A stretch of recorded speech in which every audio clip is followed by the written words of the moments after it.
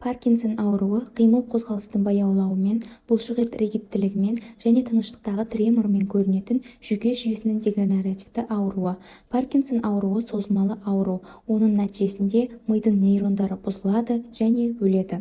Аурудың себептеріне келетін болсақ, тұқым қуалаушылық, жүйке жүйесінің жедел және созылмалы инфекциясынан дамуы мүмкін, ми қан айналымының жедел және созылмалы бұзылыстары, жүйке жүйесінің травмасы немесе ісіктері және кейбір дәрілерді ұзақ уақыт қабылдағаннан пайда болуы мүмкін. Танымал боксшы Мұхаммед Али 42 жасында өзінің жұмысына байланысты, яғни басынан көп жарақат алғандықтан осы Паркинсон ауруына шалдыққан. Бірақ біз нақты травмалар дәл осы Паркинсон ауруына 100% алып келеді деп айта алмаймыз.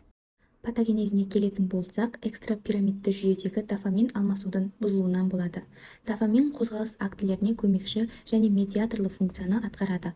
Оның негізгі түзілетін орны мидағы субстанция нигра. Қара субстанция қызметі бұзылған кезде бас ми қыртысындағы экстрапирамидалық жүйенің және корпус стриатум жіберген сигналдарды жұлынның алдыңғы мүйізіне жетпей қалады.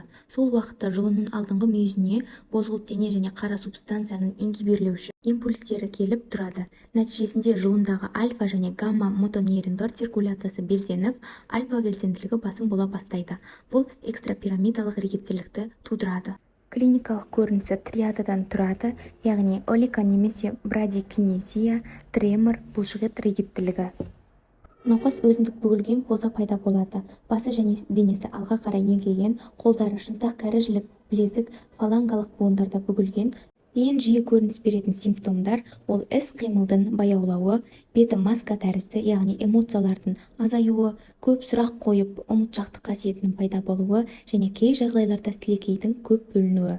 Диагностикасына келетін болсақ, Қазақстанда нақты бір 100%-ық диагноз қоятын тексеріс әдісі жоқ, ал шетелде DATS-скан бар, яғни сцинтография, томографияға түсіруден алдын йофлупан деген I123, яғни йод қосылған препараты бар затты көктамырға енгізіп, одан кейін ол бізде томографияда контрастты зат түрінде көрінетін болады. Және де генетикалық тексерулер оларда Қазақстанда өкінішке орай жоқ.